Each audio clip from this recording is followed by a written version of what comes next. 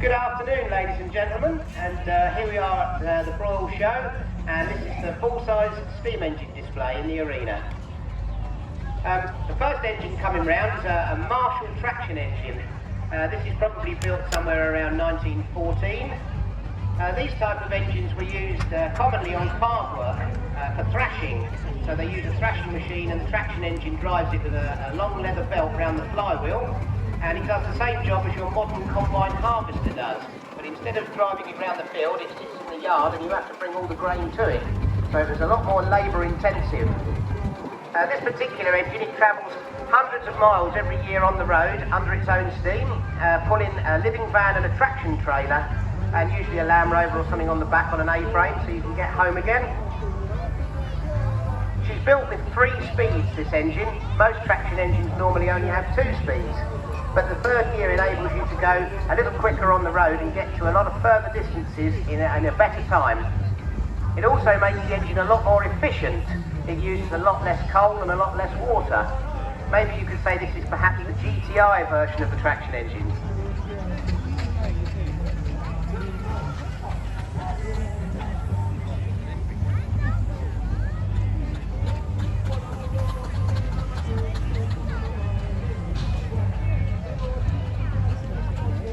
Now the second engine coming in, we've got a steamroller.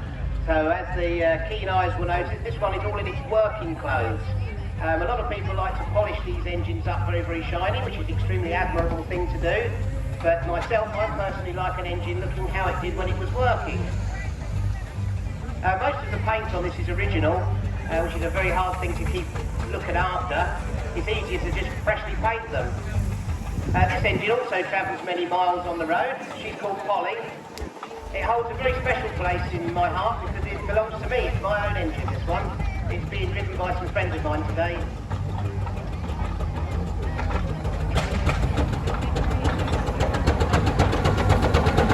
The most common manufacturers of steamrollers were Ringmer East Sussex. They were from Rochester in Kent. They produced thousands and thousands of machines. They even exported them. They really cornered the market in it.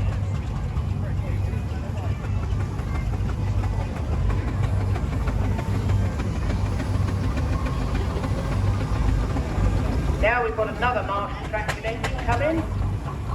This one is the Elphick family's Marshall. This one is a 7 horsepower engine, and it's only been recently out the last few years after an extremely extensive restoration, including a new boiler, a new firebox, new tender, many new parts.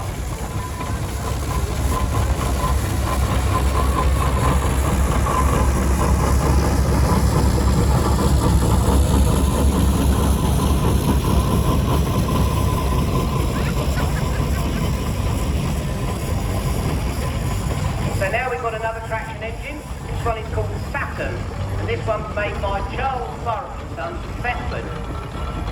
This is one of the oldest traction engines on the arena today, being made in 1891. This is nicely presented by the Fogden family, again, who drive it everywhere on the road. It never goes on a low loader, and they call a little living wagon that they stay in at the rallies.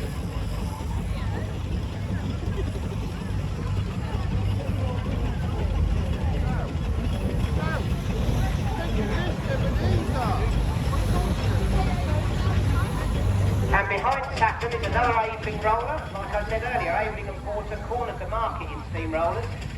So this one is called Ebenezer, and it's being driven by Barry Ford. Ebenezer was made in around 1924, and she's an 8-ton version of the steamroller. Steamrollers were always categorised in their weight rather than in their horsepower. So you would get an 8-ton, a 6-ton, 10 or 12-ton. Sometimes you even got a 15-ton engine. Whereas the traction engines were graded in their horsepower. So the Marshall that's just gone past me is a 7 horsepower. Jess with the canopy on that says Southern Traction, that's a 5 horsepower. And the Burrell Saturn that's just going past is an 8 horsepower. It's one of the larger models.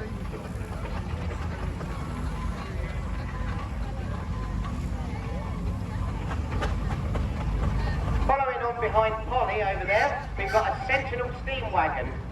This was made in the mid-1930s. And Sentinel steam wagons were the lorry of their day. So how a modern lorry these days is used for transporting all kinds of goods and cargo, this was used exactly the same. The Sentinel was very, very advanced for its time, having an underneath engine and a vertical boiler, so you didn't have to worry about water going downhill.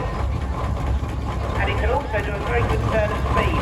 The Sentinel was probably good for 40 or 50 miles an hour, which in a steam engine, that's pretty spectacular.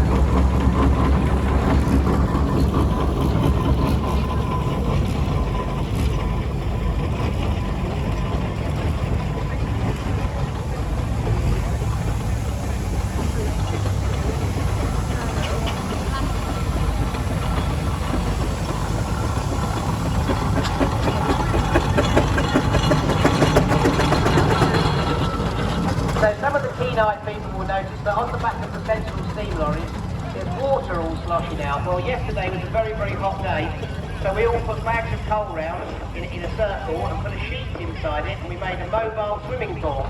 So yesterday we had about 10 people going around the arena, all splashing water and keeping cool in the hot weather.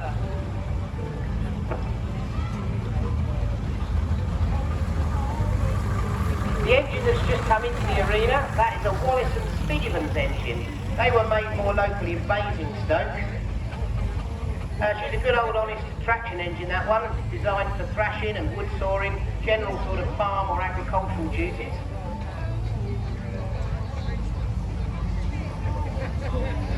And that one belongs to the Tinkers Park Trust. There's a trust up at Hadlow Down. They have a large collection of steam engines, and they have volunteers that take them to many of the shows.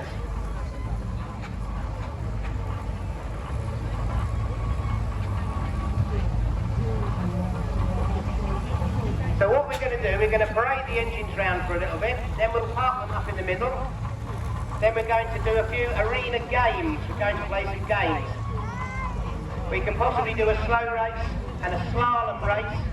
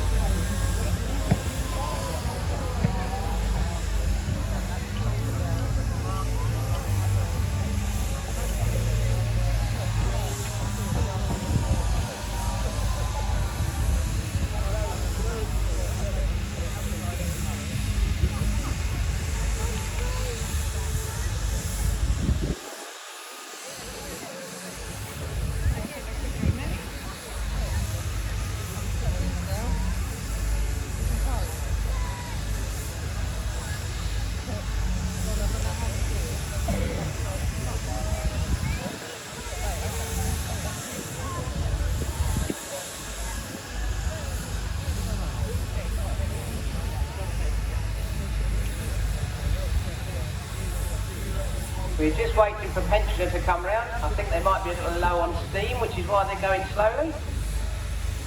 Also, for the keen-eyed ones of you, you'll notice that some of the engines